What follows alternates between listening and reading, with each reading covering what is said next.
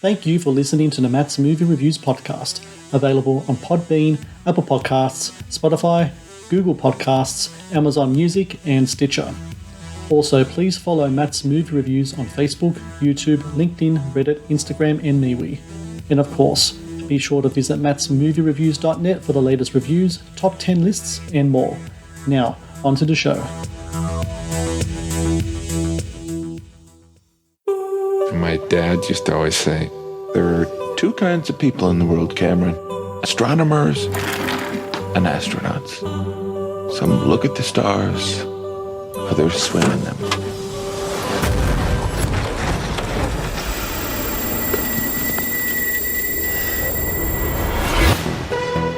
He looked like a younger, better-looking version of me. You don't believe me, do you? It's a really crazy story, Ken. Tony, did you give the Saturday morning slot to another show? They want a different host. Kent Armstrong. I can't believe you crashed your car yesterday. I'm afraid I have no idea what you're talking about. He's like my antithesis. What? Some old-ass Russian rocket fell from outer space and it crashed in our backyard. Welcome to Fairview Heights. Do you think this is just chance, all this happening right now? You're a scientist. What else would it be? Can I see it? Sure. Come on. You've got this pile of rocket crap right here. Why don't you just build your own rocket? It's not that simple. Yeah, it might be.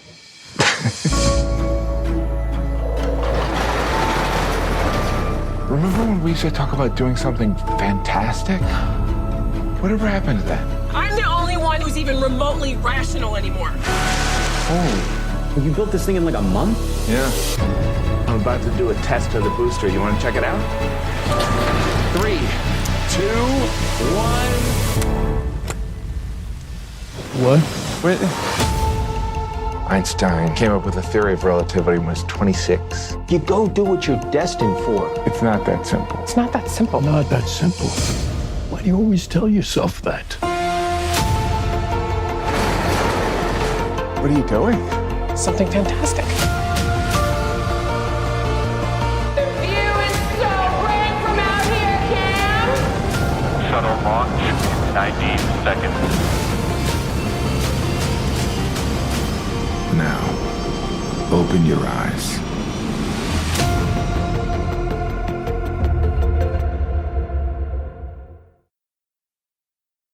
Hello and welcome to the Matt's Movie Reviews podcast. I am your host, Matthew Pejkovic, and this is episode number 504. Releasing February 24 in theaters across the US is Linoleum, a sci-fi drama that stars Jim Gaffigan as a failing host of a kids' science show whose life changes when a rocket crash lands in his backyard. Blending the surreal with the intimate, the heartbreaking with the profound, Linoleum is a beautifully crafted and portrayed movie that I have to say is one of my favorite films of the year so far. And joining me now is the writer and director of Linoleum, Mr. Colin West. Colin, thank you so much for your time today. Oh, Matt, those were some kind words you just said. Thank you so much. Well, it's a movie that really touched me in a lot of ways. Number one, I'm a parent. And number two, I'm a man who's also in the pursuit of a dream. And I think that's something that really kind of touches with a lot of people.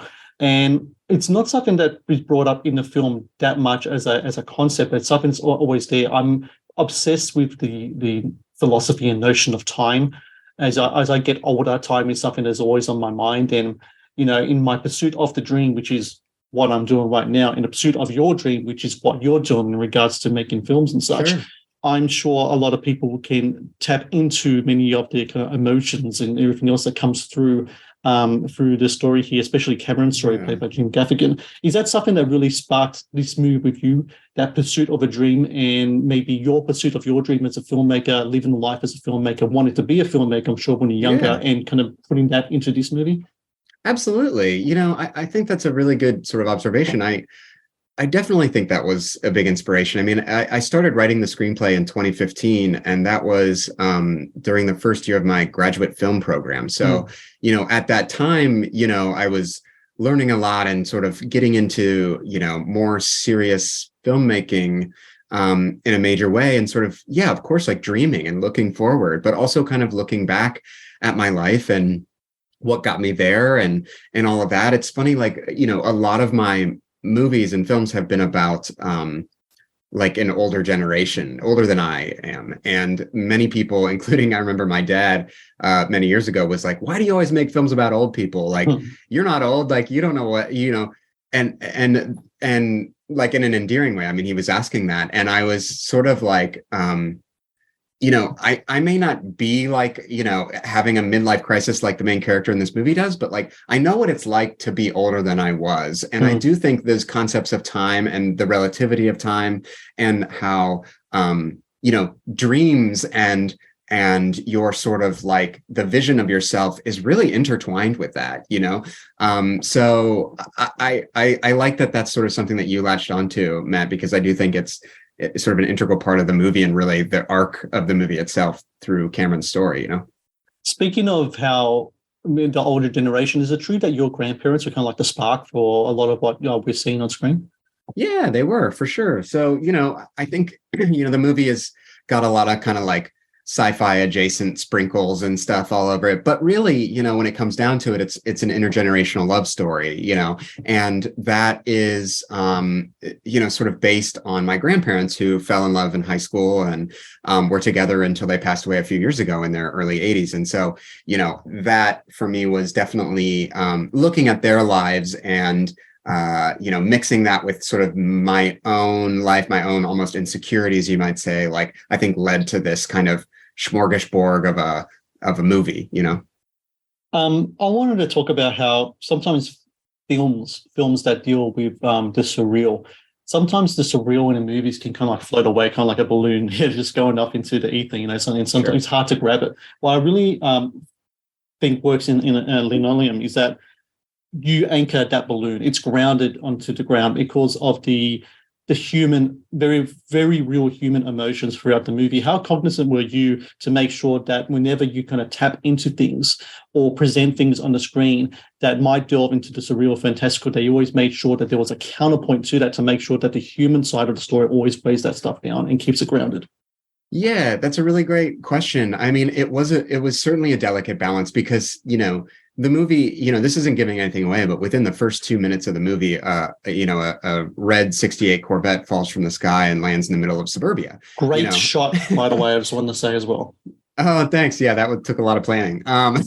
But you know, that sort of kicks things off. It sets a tone, right? And we kept talking about in the movie about how we wanted to make for a tone rather than a time, and I think that was really important for us. And with that obviously comes, you know, sort of these strange paradoxes, right? Because there's all these kind of different kind of like bizarre events happening, but to anchor them back to the characters like you're talking about it honestly wasn't as hard as you would think, because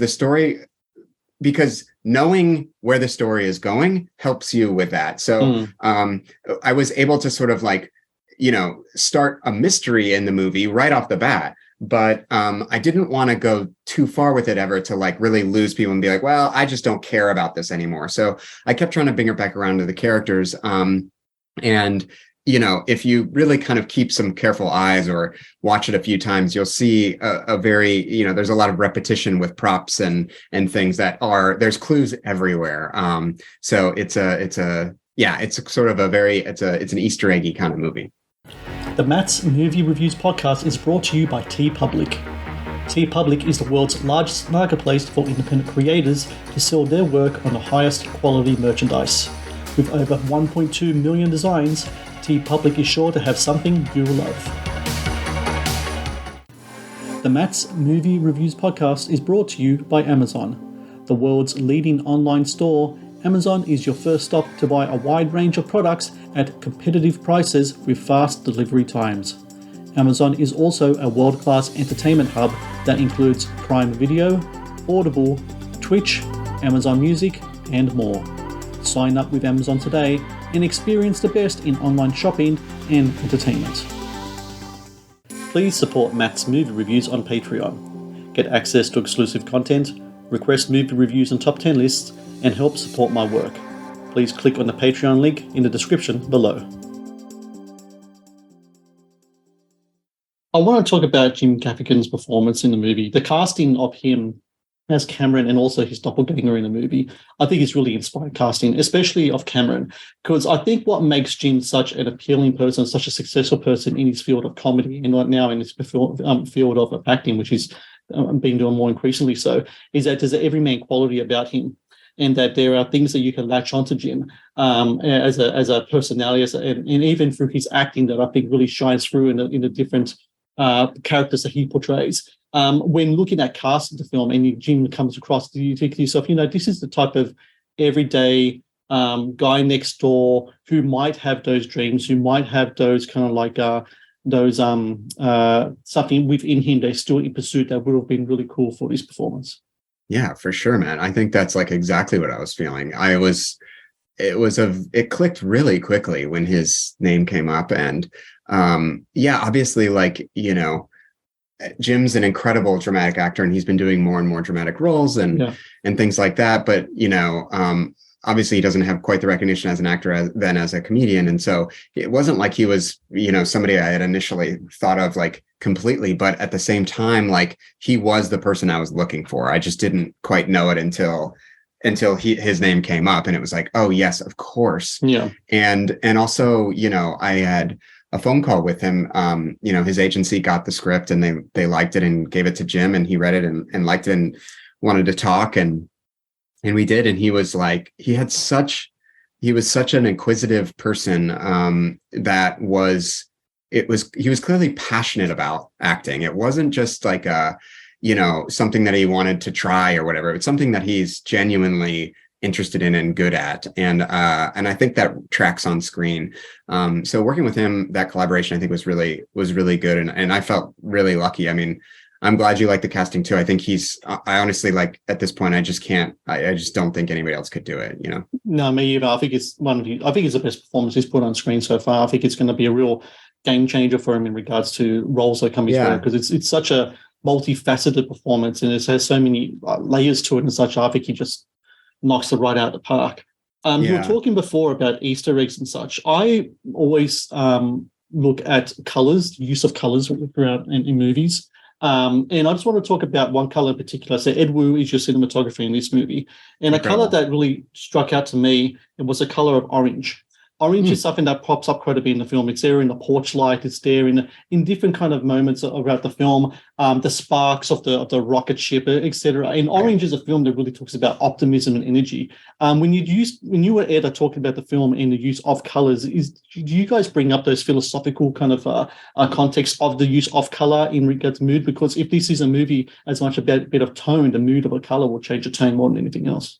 Yeah, for sure. I mean, absolutely. Color was a huge part of the film. I mean, from everywhere from, obviously Ed Wu, cinematographer, our production designer, Molly Wartell, and, our colorist, Al over at Photochem was like really like, it was very integral and very important. And we sort of took our time to make sure that it was deliberate. I mean, we shot it. We even held off shooting the movie until the fall season. We were shooting upstate in New York. And, we waited until that time because we wanted those fall colors. We wanted that, like, all the trees to be golden and red and sort of focus on that sort of like very homely sort of like, almost like every time there's a light on, it's like a fire in the corner, because there's this nostalgic quality to it. It's like, and this sort of comfort within the film that I think tracks really well. And so we were kind of doing that. And then purple was our other really big color. So we had like the fall colors and then purple on the other side to kind of contrast that and be like, the stars in the sky and so forth. So yeah, I'm glad you latched onto that stuff. Again, like, Alistair over at Photochem was like really great. I mean, and when we were coloring with Al, he was like, I've never pushed colors this far. He's like, this is so saturated, and he's really excited about it too. And so I'm glad that you're picking up on that stuff too. You mentioned the production design. I wanted to bring up something in regards to the sci-fi show, the science show, I should say, that Jim's character has in the movie. I absolutely love the look of it, the presentation of it, the zaniness of it. From what I understand, those are the first things you guys shot in the movie. Yeah. Wow. You did your research. Yes, sir. And I just want to say, and I want to put it out as an idea as well for anyone out there listening, maybe your PR people or the people working on the film. I think you guys should put clips of that show on YouTube and present it as an actual show, as a really good, number one, educational thing, because I think the stuff in the film is really cool, because I have my kids watch that for sure, if it's on YouTube. And number two, I think it'll be a great kind of promotional thing for the movie as well, because I think it just the look of it and the presentation of it and Jim doing it, it all works so spectacularly. It works so well. He's such a great sort of like kid show host in that way. And that was like the no-brainer. I mean, when he came up as far as casting goes, we shot that stuff the first day.